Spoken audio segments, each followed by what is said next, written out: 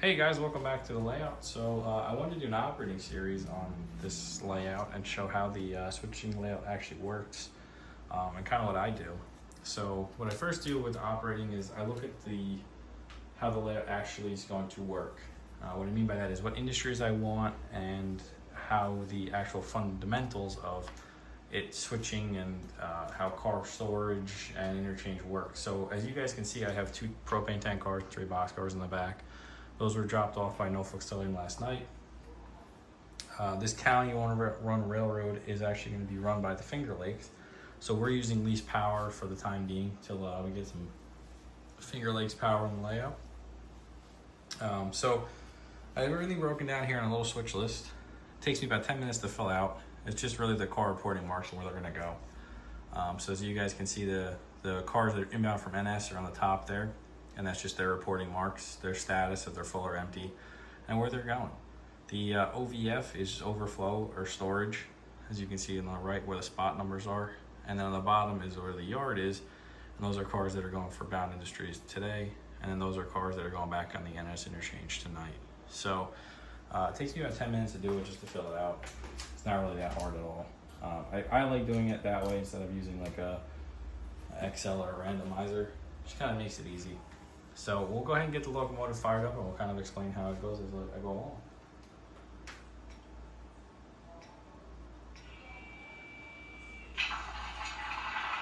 So while the crew is getting the unit fired up, our conductor, since it's going to be a 3-man operation today, the unit does not have a remote control pack on it. So normally this would be a remote control job where maybe 1 or 2 guys would be on the unit.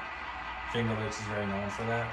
So because we don't have the remote control pack on this particular locomotive, it's going to be like a 2-guy job. So you have an engineer and a conductor. So the engineer's going to get the unit ready. Conductor's already walked out. He's pre-aligned the switches and he's looked over his paperwork. So he knows how to pull the cars and put the train together essentially for what we're going to do today. So we're going to go ahead and get it started up. We're good to go. Switches are aligned. One thing procedurally I did do to this prior is I didn't change the paperwork just yet, but you guys can see at the top there it says all crossings are out of operation, must be stopped and flagged. I did change that, so I thought that was a cool procedure to add to make it more realistic in that it slowed the speed down. The thing I didn't realize was that it would really slow everything down. Realistically looking at it as a conductor on the back end of a train of 4 or 5 cars, we have to walk to the front constantly while switching. Kind of makes it really hard. So we decided to cut that out totally, and I'm just going to leave it to where the guys are going to get these to kind of their better judgment, and go from there. So one thing I just want to do real quick, I've been having some problems with this one crossing. I just want to make sure that the track is appropriately clean here. And I do know about this one switch. I'm just waiting to kind of get it replaced. So I've had some issues. So if it does stutter or stall at all, just know that it's just the one area. And I'm not going to snare it until it's done. But anyway, let's get it fired up and move on.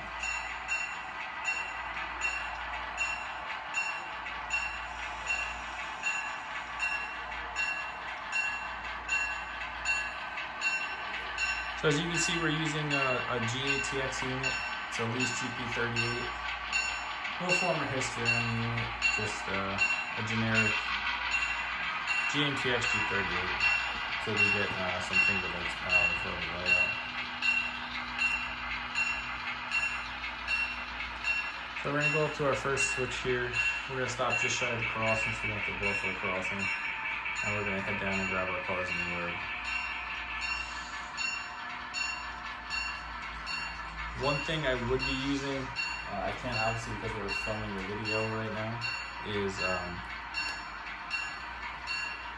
the railroad assistant guide, whatever you want to call it, on Blind. I usually use that when doing these types of operations because it adds a little bit more realism. And and it gives me something to kind of use. So for car inspections, for that type of stuff, that's what I would use. So for right now, for instance, we're going down to unlock the switch. It kind of adds those delays in for you. So we're going to run down, we're going to hook up to our cars.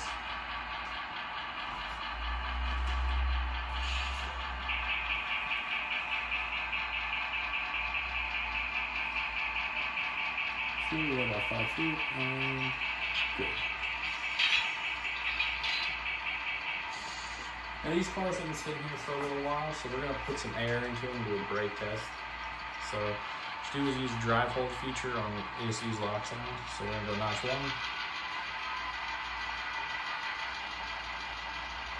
notch 2,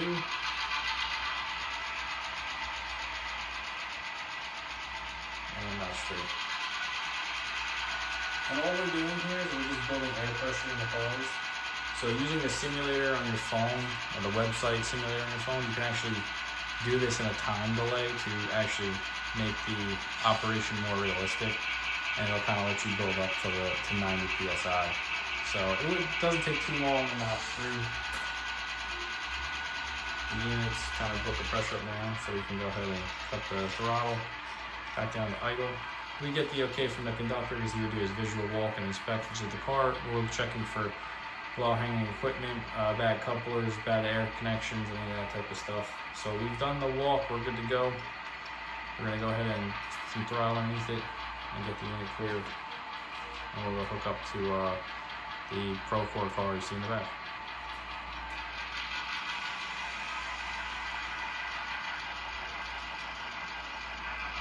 Now we've got 2 sand hoppers and bulk pipe loads in these gondolas. I don't have the loads built for them yet, but they're considered full. So they'd be pretty heavy.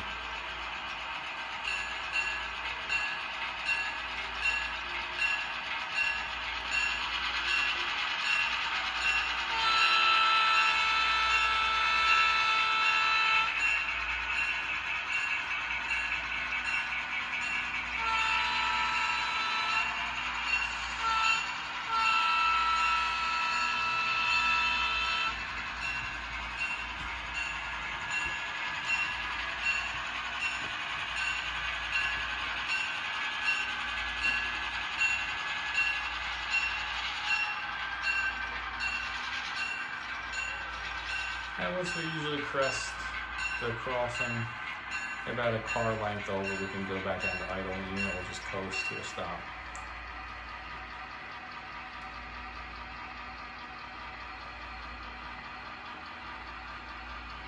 About a half car length. And we're going to stop after the crossing, any traffic. Just kind of a nice courtesy for our community.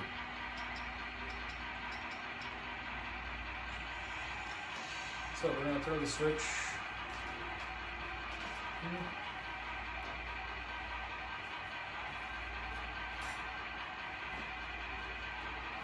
We're hooked up, we're ready to go. We're going to push back. Now this is going to be going uphill, so we're going to need some power before we start moving. Probably 2 notch 2 before we start moving.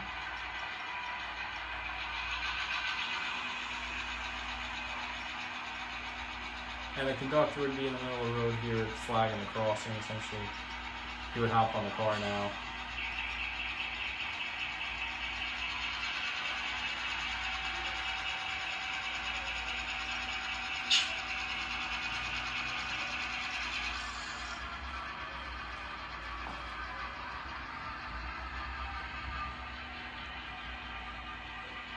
And you count off the car lengths, so we're about a half car there. 20 feet, and we're going to stop just short of the cars. So the conductor will get off, he makes sure the couplers are aligned before we hitch up to the car. So he's going to pull off the unit. The unit's 2255, so he's going to tell him.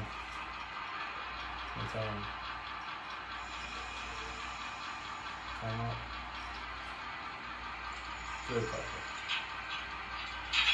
So, now that we're all hooked up, our conductor would ask for a 3-step protection. He's going to go ahead and get in between the cars. He's going to hook them up with the air cable, with the air hoses, check everything's aligned, and we're also going to check the NS cars and make sure we got everything in order. So essentially what I'm going to be doing here on the switch list is I'm looking at the switch list and I'm making sure that these cars are the correct car numbers, that there's no problems with the car, as well as these cars are on the correct order on the list. So essentially what I like to do is, as I check them, I go through a little check mark under all the cars and put them in the order that I want the train to be. So they're all set, and then I can put the order that I want the cars in. So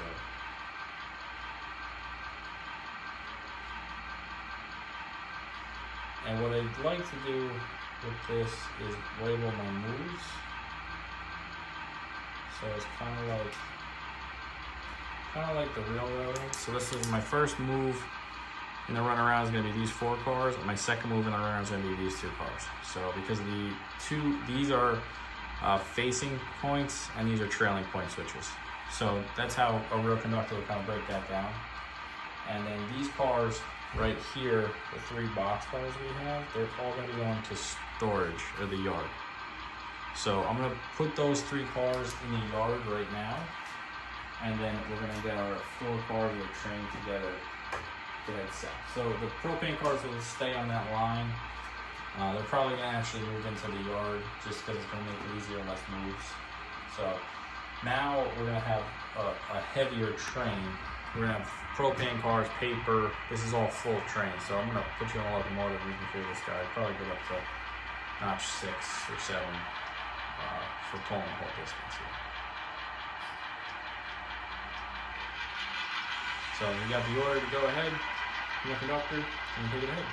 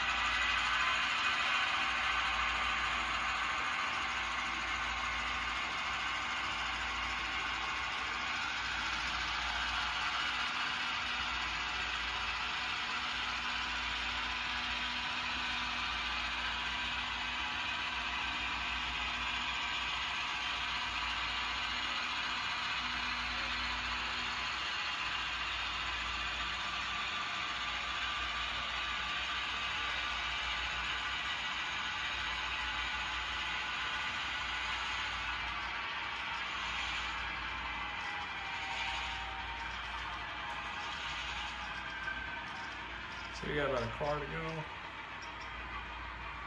We'll do the same thing. We're gonna stop just shy of the crossing, so we can continue to let our community not hate the railroad. And good thing we did, because we actually ran a track there before we hit the next crossing. So as you guys can see, it doesn't take many cars to actually enjoy a good op session here.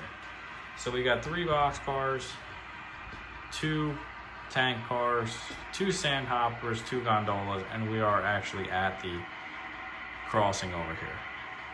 So what we're gonna do next, we're gonna push these cars all the way back into the yard. So you're gonna hear now, we're gonna get a notch 8 screamer up the back here. So enjoy this one coming up.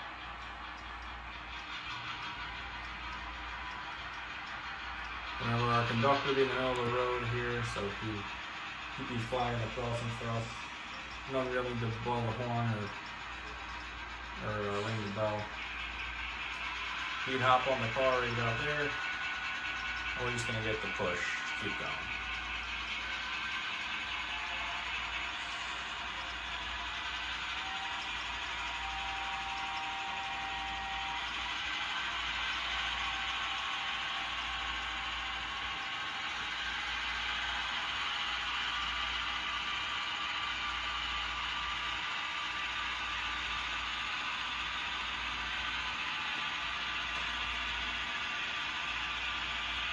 And we'd stay heavy on the throttle because it's going to take a lot to get around this curve, as well as push these cars up the hill a little bit.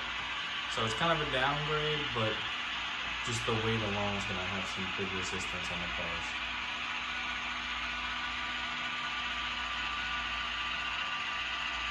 And we're around the corner, we can start slowing down. So the unit's going to drop the power. We've got about 2 car lengths left.